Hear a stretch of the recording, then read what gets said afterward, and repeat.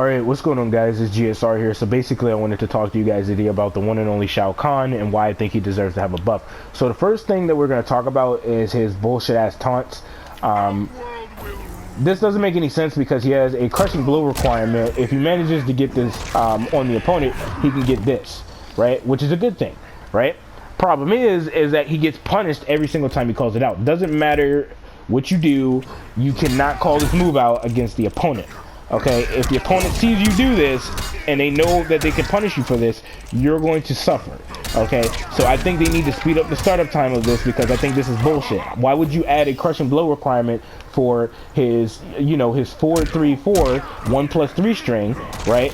But then completely fuck him over to where he can't actually do anything with it. So it doesn't make any sense. What's the point of me doing this when I'm just going to get punished? This is what one of the main things he has in his variation. This is what this variation revolved around, is those fucking taunts and him having a 50-50, and you can't even get your damn taunts to actually come out without this nigga fucking your shit up. I can sit right here in front of his face and do this and get a solid, and I'm talking about a solid 30 to 31% damage just by standing there looking at you like a dumbass. Like, you know what I mean? It's dumb. It's really dumb, and I don't fucking appreciate it. Like, as you can clearly see here, 31%. Easy fucking work. And guess what? I'm away from you. And when this applies with zoners too, because zoners could just knock him far away and he's gonna have a hard time getting in. So it's just like, dude, why would you do this to him? It doesn't make any sense why you would give a character a buff but make his startup time 95 fucking frames. Like, are you smoking meth?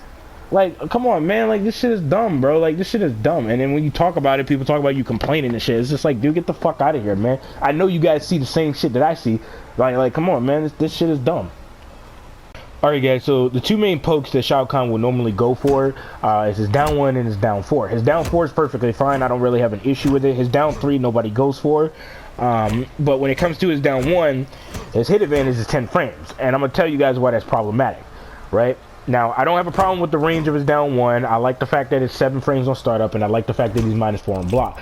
The main issue that I actually have is the fact that his hit advantage does not complement his standing 1 or his standing 2 whatsoever. His standing 2 is 10 frames and his standing 1 is 9 frames. So you kind of get the idea here. How the hell do you expect Shao Kahn to actually jail somebody with his high when he can't actually do that, because it's very rare? That's why people are always mashing pokes. Now, the way that you can get somebody to respect, by the way, this is a tip, is to actually it's pretty much check them just to see if they're going to sit there and disrespect his hit advantage. And when they do that, you go for this, and then this allows Shao Kahn to go for combos like this, and then you kind of get the idea here, right?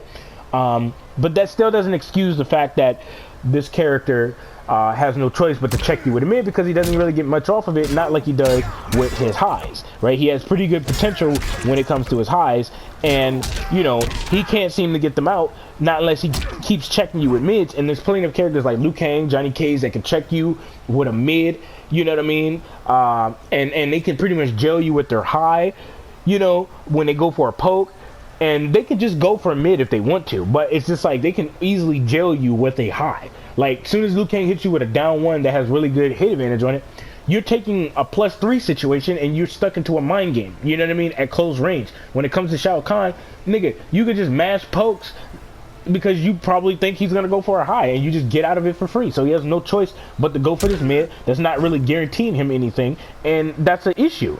So I think they need to bump this down 1 up by like 2 more frames, and I'm talking about like the hit advantage, to where he can actually jail you with his highs to get something going. Other than that, his pokes are perfectly fine, and I wouldn't change anything else on this character when it comes to his pokes. So now we're going to talk about his little combo string.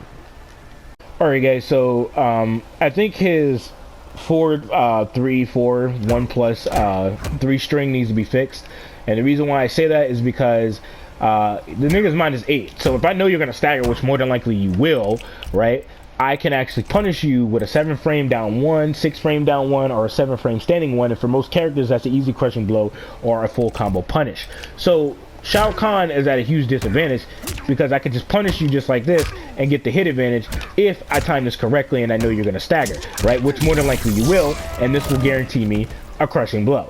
So this doesn't make any sense why that's the case, because he's -7 on block, but then again, there's a flawless block gap in it. So you can punish him if you predict he's going to do this. So why would you do this to Shao Kahn when he doesn't get much off of the string anyway, because all he's trying to do is create a mind game to where he can actually open you up, and he still doesn't get much off of that anyway, because even when he opens you up, he switches sides with you with this fucking string.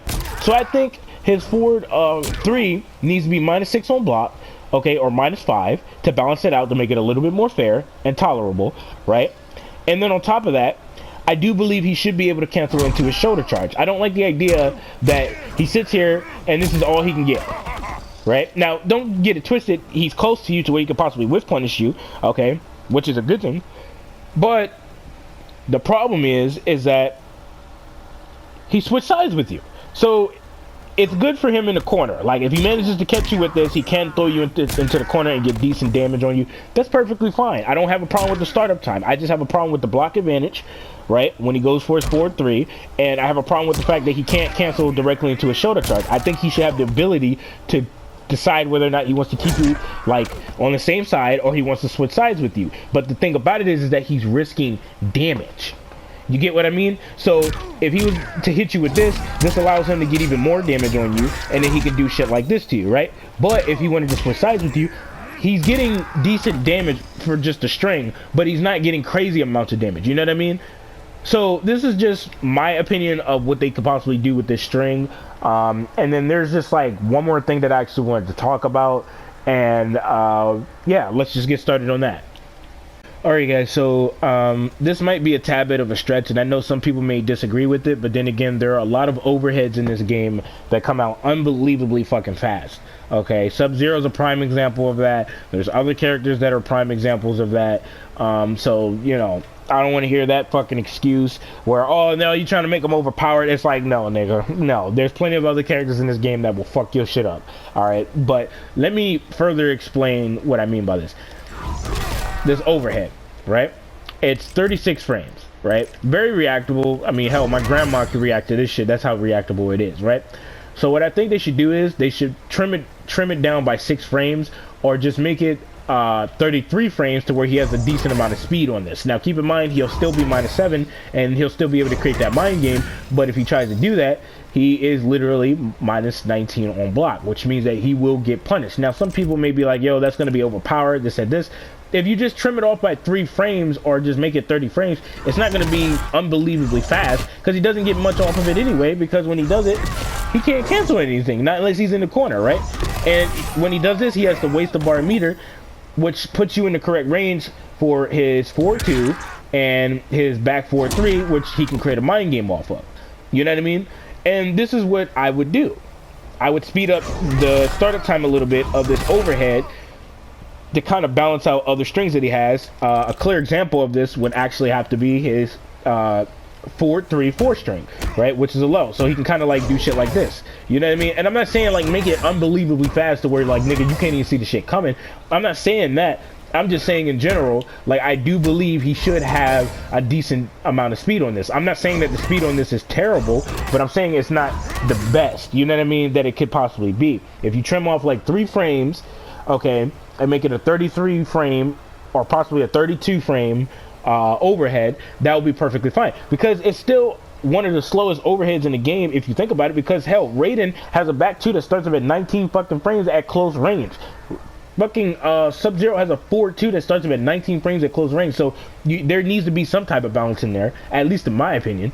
Now, some people may disagree and be like, this is a tad bit of a stretch, and this is the reason why I said this might be a tad bit of a stretch, but this is exactly what I would do with Shao Kahn. Now, I guarantee you, if they give him these buffs and make him better, watch how many people start using this fucking character. Watch how many people use these characters. Oh, Shao Kahn's my main, this, that, this. I wonder why, you fake ass nigga. Like, come on, man.